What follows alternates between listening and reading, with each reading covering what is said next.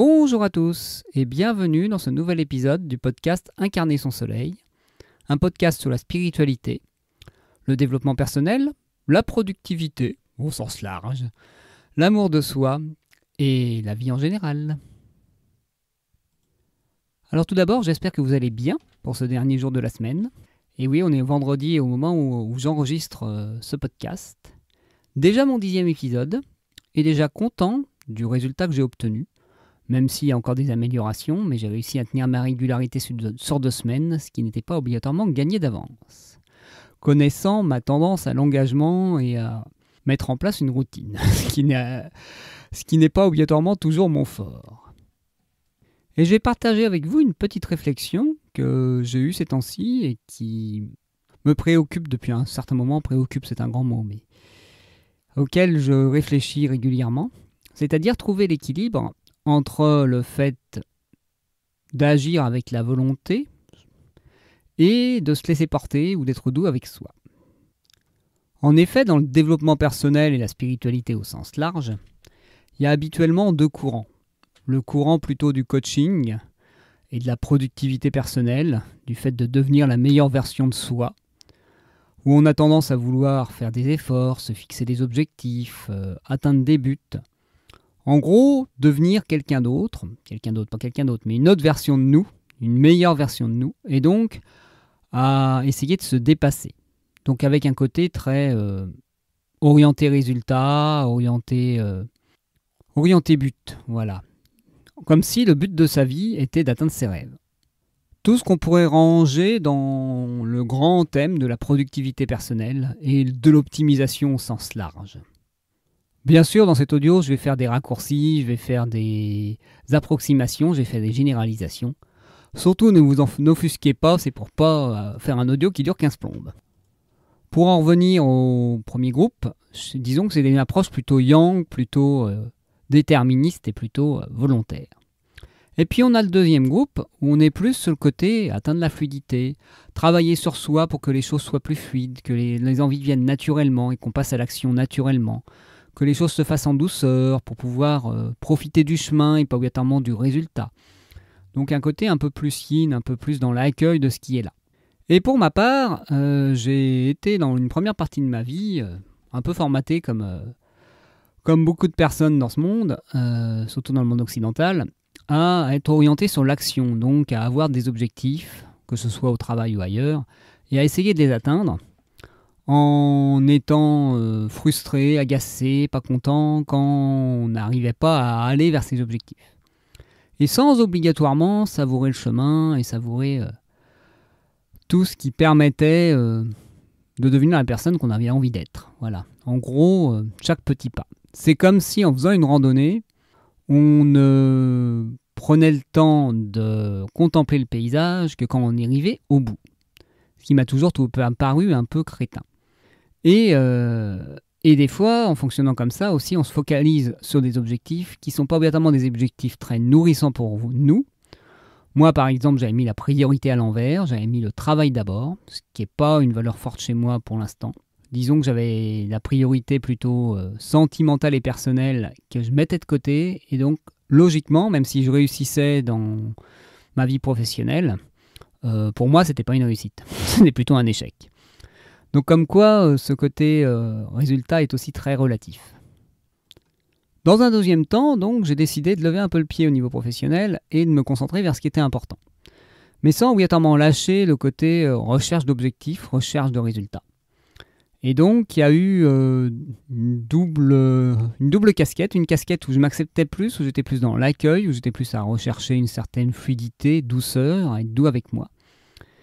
Mais toujours avec une recherche de performance et d'utilité. Et dernièrement, j'ai eu une troisième phase, un peu plus dans l'acceptation, dans dire ouais, la vie actuellement telle que j'ai, elle me plaît, je dirais même je m'en contente, je suis content de la vivre, disons au sens propre, mais pourtant j'ai envie d'autre chose. Et donc là, je commence à vouloir réconcilier cette facette yin et cette facette yang, et de vouloir enfin les combiner, pour me dire, oui, là, tu peux accepter ce que tu vis actuellement, le savourer, en être heureux, mais pas obligatoirement te contenter de ça et aussi avoir de l'ambition. Parce que derrière, des fois, cette recherche de la spiritualité, cette recherche de l'amour ou l'acceptation de soi en général, il y a les ambitions qui sont un peu mises de côté. Et parfois, cette mise de côté des ambitions, c'est tout simplement une petite partie de nous qui nous manipule en disant « Ah ouais, mais cherche pas la réussite, cherche pas à te déployer, c'est très bien comme ça ». Avec un côté derrière qui peut être ce qu'on pourrait appeler une castration de notre masculin, de notre envie d'exploration, de notre envie de plus. Une petite tendance de il ne faut pas trop faire de bruit, il ne faut pas dépasser les autres, il faut faire comme tout le monde. Voilà. Ce que disent certains, jouer petit. Je n'aime pas trop tous ces termes-là, parce qu'il y a un côté comme s'il y avait ceux qui réussissent leur vie et ceux qui la ratent. Et moi, j'ai pas envie de ranger les gens comme ça dans des cases. Moi, je suis plus dans un côté, est-ce que je m'autorise à vivre la vie à l'ampleur qui me convient, et ni plus ni moins. Juste trouver le juste équilibre entre me contenter de ce que j'ai et m'expanser. M'épanouir au sens d'une fleur, parce qu'une fleur, si elle se limite à un petit espace, elle va pas prendre toute sa place et elle va pas pouvoir embaumer la pièce et être magnifique aussi.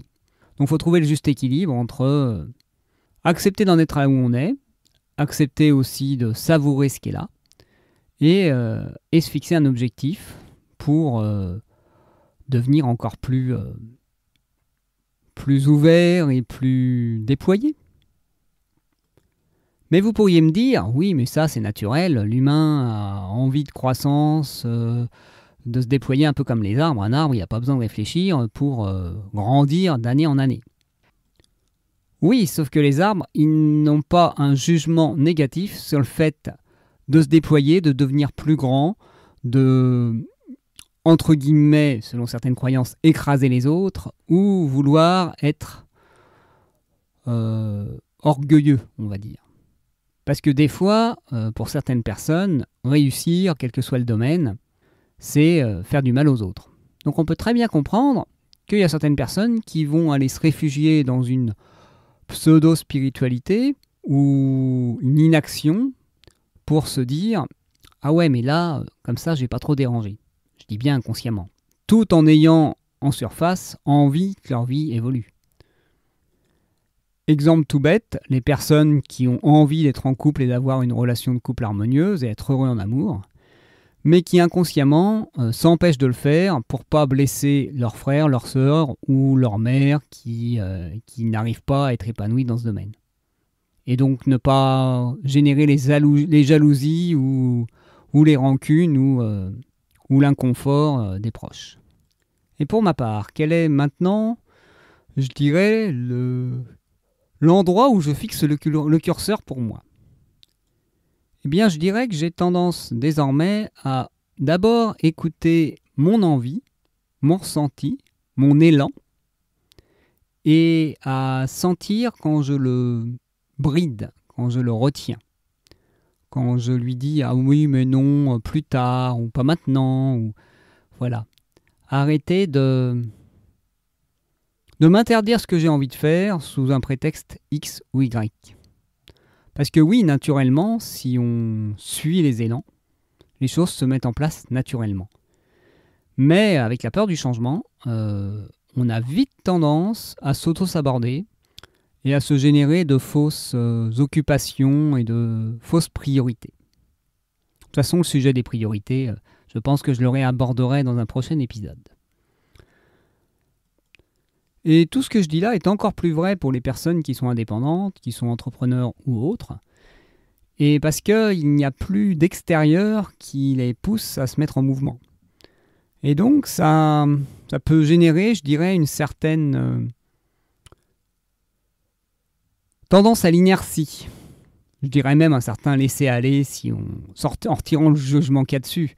Laisser-aller au sens de laisser faire, laisser couler. Ce qui est dingue avec le terme français, avec tout le vocabulaire comme vous entendez, c'est tous les jugements qu'on met derrière ça. Derrière le fait de laisser aller, de laisser couler, comme si c'était mal de se laisser porter. Et c'est ça qui est assez paradoxal, c'est qu'on a besoin de cet équilibre, mais, mais c'est socialement pas trop accepté. Mais par contre, la réussite n'est pas acceptée non plus. Donc ce qui est paradoxal, c'est qu'il faut bosser comme un dingue, mais pas avoir de résultats pour être accepté socialement. Ou alors, il faut accepter de faire partie des méchants, entre guillemets, ça j'en reparlerai, les gentils et les méchants, et donc accepter d'être mal vu par certaines personnes, qu'elles soient proches ou non. Et globalement, la vie, ce n'est que contraction et expansion, que limitation et absence de limitation. Il n'y a qu'à regarder le rythme des saisons, le rythme aussi de notre respiration, qui est contraction, expansion, et aussi pour tout ce qui est le côté musculation. Quand on essaye de faire du muscle, on va créer des micro-chocs et qui vont permettre aux muscles de se développer. Donc c'est en ayant créé un traumatisme d'une certaine manière, un petit inconfort, que ça permet au corps d'être plus robuste. Donc c'est aussi ça qui est assez particulier, c'est trouver le juste équilibre entre,